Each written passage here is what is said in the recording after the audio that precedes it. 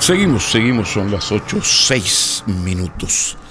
En toda esta polvanera y discusión polémica en la que estamos respecto al tema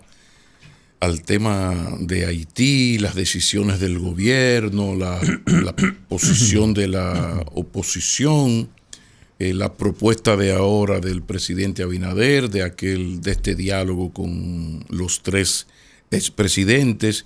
Yo creo que todo esto, que es tan polémico, ¿verdad?, remite a una bendita pregunta que yo le quiero hacer a toda la partidocracia reinante, la que estuvo y la que está, que de alguna manera la que estuvo siempre sigue estando, porque aquí es todo un ecosistema político dominante en donde uno asume el poder ejecutivo, pero el otro tiene su cuota de poder importante. Pero todo esto se resume en una bendita pregunta que yo quiero hacer.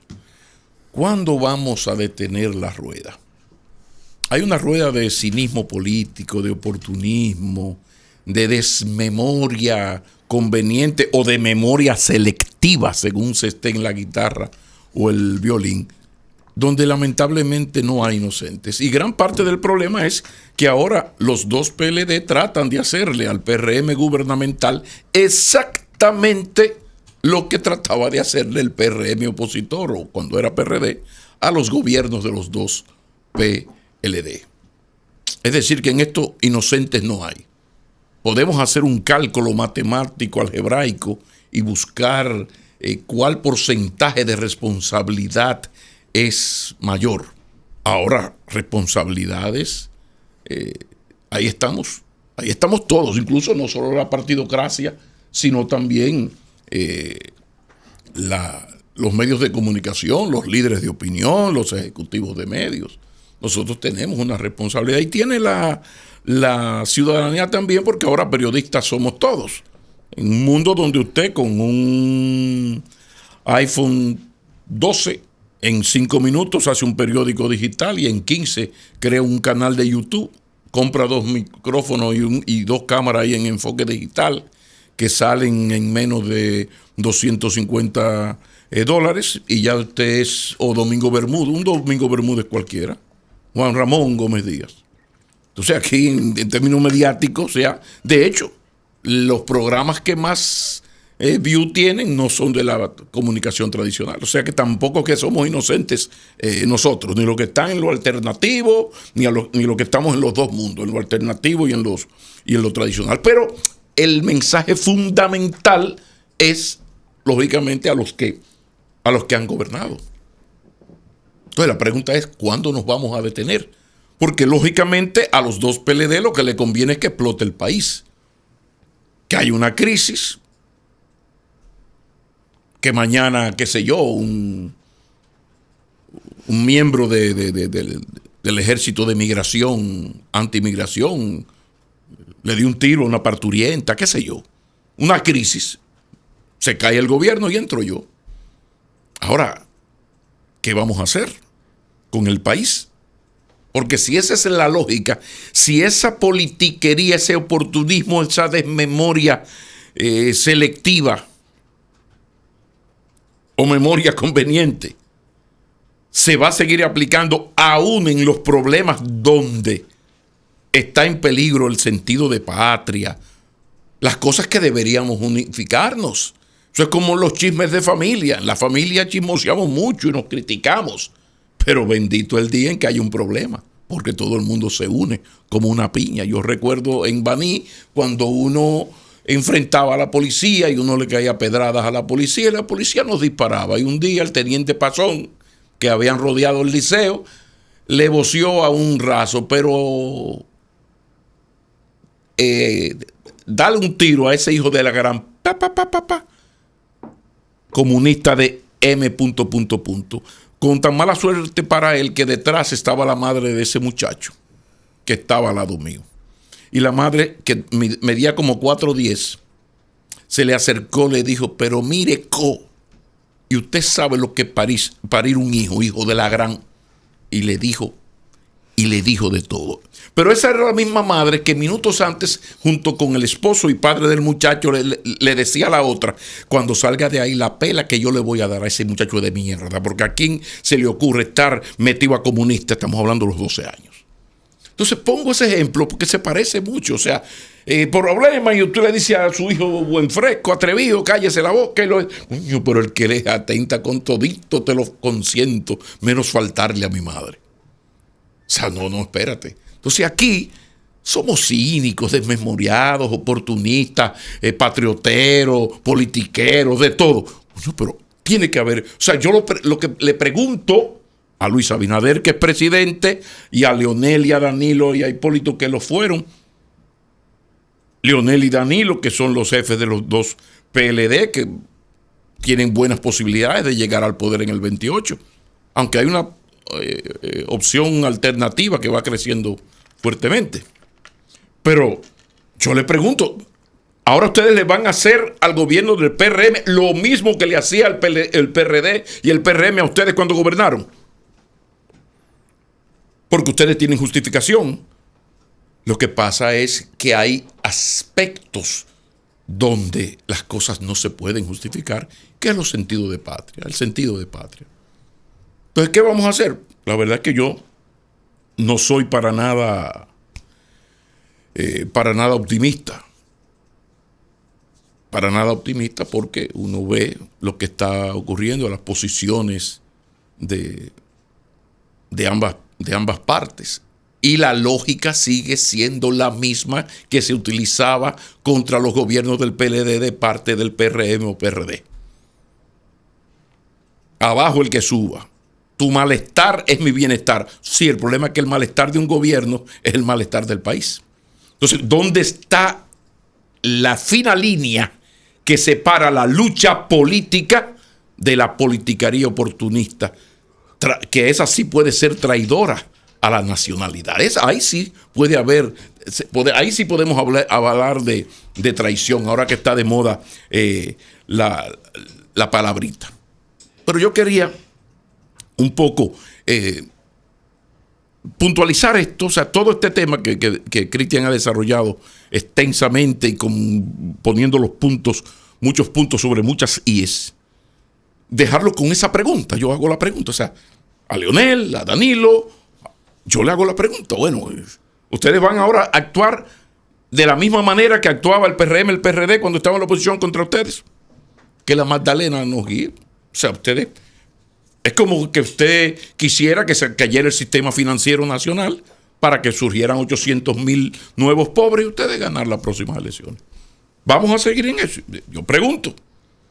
Ahora sí quería recordar un asunto interesante. A mí me gustan mucho las anécdotas porque los relatos comunican mejor. Y hubo una vez en la lucha contra Fidel Castro en Miami, donde en una manifestación un señor moreno, muy moreno, gran orador, comenzó a hablar en contra de Fidel.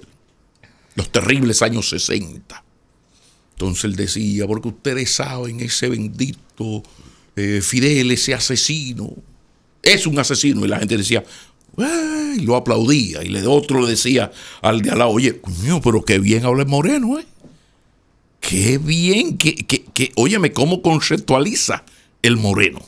Y el señor, hablando a las masas anticastristas en Miami, seguía diciendo, y tanto a Raúl como a Fidel, tenemos que buscar la manera de denunciarlos ante el mundo, porque es un gobierno genocida. Más aplausos y le dice al tipo al lado: no, pero qué bien que habla el moreno, Y el moreno sigue en esa misma línea y aplausos y aplausos. Ya en el momento más enardecido, el moreno dice lo siguiente: y en base a todo lo que yo he dicho hasta ahora, yo le propongo que tomemos las armas y vamos a invadir a Cuba, regresar a Cuba y a asesinar, a deponer este gobierno homicida de los Castro.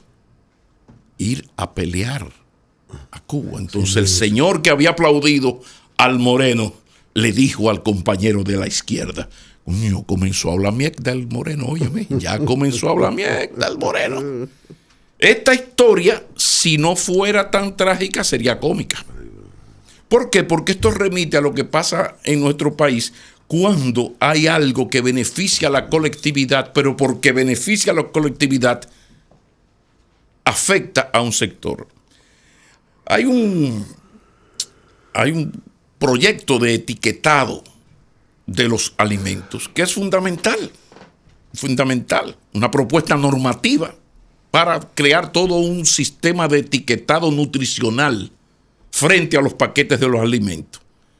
Esto, claro, para asegurar que a los consumidores que ellos puedan identificar fácilmente los nutrientes que tiene un alimento. Se oye bonito, ¿verdad? Parece un gran paso de avance. Importante. Ahora hay que comer sano, la salud, la panza es lo primero, decía Ríos. Entonces, parece como tan elemental que los norteamericanos nos ayuden y la FDA haya enviado esto. Miren, vamos a etiquetar los alimentos. Entonces yo voy a comprar algo y digo, bueno, pero este asunto, ven acá, este salami tiene el contenido ese, el químico ese rarísimo, que yo no me sé el nombre, no lo recuerdo ahora, que puede ser cancerígeno después de tal cosa.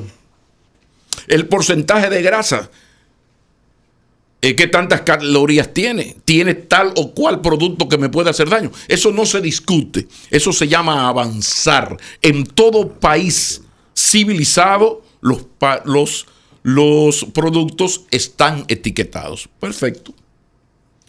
Pero ¿qué pasa? Inmediatamente eso está en las discusiones.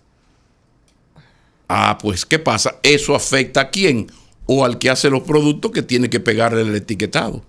Entonces, esto podría elevar los costos a las industrias y empujarlas a que reformulen voluntariamente los productos, basándose en la información de la etiqueta interpretativa o en que mantenga las declaraciones del contenido nutricional. No se entendió.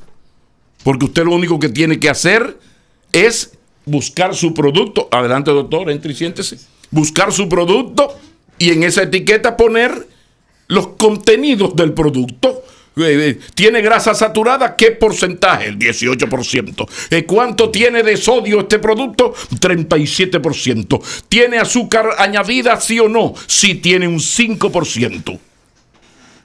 Pero de repente la parte interesada te dice un poema tan lindo. De acuerdo a un documento colgado en el portal, los costos anualizados del reetiquetado durante 10 años supondrían unos 66 millones de dólares. ¡No! 3.800 millones de pesos. Por consiguiente, eso no se puede hacer. Ahora, sería bueno averiguar cómo caramba puede costar 3.000 millones a cada producto, ponerle un pedazo de papel que diga si tiene o no tiene azúcar añadido, qué porcentaje de sodio tiene un jodido producto. Pero ¿qué pasa? Yo entiendo que eso aumenta los costos y es un problema. Entonces, ¿qué pasa? El afectado de eso, y la patria se puede ir para el carajo, Ahí el interés nacional, la sociedad, la solidaridad cristiana se va para el carajo. Entonces yo hago mi nota y se la envío a la prensa y la prensa te la publica. Linda, un poema de amor. Y la prensa te publica los argumentos tuyos. Sí, pero con unos titulares del carajo y sin mancharse. Etiquetado, elevaría los costos y cambiaría las reglas a la industria. No, espérate. El etiquetado salvaría vidas y le daría posibilidades al ciudadano de estar mejor informado para estar mejor alimentado. Entonces, si usted quiere, en el tercer párrafo, tú dices, por otra parte, la parte afectada dice que eso le va a aumentar sus costos, y yo le digo que es verdad que le va a aumentar los costos. Ahora, ¿qué es más importante? El aumento de los costos, que para nada pueden ser 3.000 millones de pesos en 10 años. Pero ¿qué es más importante? El aumento de los costos. O sea, ¿dónde está la noticia? ¿Cuál es el meollo, la naiboa, el gutatiberol de esta vaina? O la salud de la gente. Entonces yo pongo este ejemplo porque aquí teorizamos, hablamos muchísimas cosas. Eso es como cuando las elecciones hablan de que una ley haga que los dueños de medios de comunicación en elecciones no le podamos decir a los gobiernos y a la oposición, mira, me tienes que pagar la cuña mía cuesta 20,000 pesos los 30 segundos, pero como tengo en campaña, yo a la oposición se la cobro a 60. Porque el gobierno me llamó y me la compró toda a 60,000. Entonces cuando alguien habló, y me gusta hablar de esto porque afecta mis intereses personales, cuando alguien habló y dice, no, señor Maquini, los productores de programas, en la zafra que es una campaña electoral, no pueden cambiar una pauta y un costo que tiene cada cuña. Ahí muchos de mis queridos compañeros dijeron, como dijo el Moreno en la plaza antirrevolucionaria en Miami, comenzó a hablar mierda el Moreno. Aquí tenemos ese problema, que todos, y por eso puse el ejemplo de mi sector, todos teorizamos y hablamos muchísimo acá allá, pero a la hora de una decisión buena para la democracia, buena para el país, buena para la salud de los 11 millones de dominicanos, si nos toca, huimos hacia la derecha, hacemos mutis por el foro, o peor, decimos como le dijeron al Moreno, comenzó a hablar mierda, el negrito. Vamos a comerciales, ya está por aquí el doctor Richard Marín. Tome nota para preguntas al doctor Richard Marín, como siempre. Interesantes intervenciones, la gente lo reclama. Doctor tiene mucho trabajo, muchas cosas, y ya tiene un podcast, doctor, una figura. Hay que abrega traerlo para acá.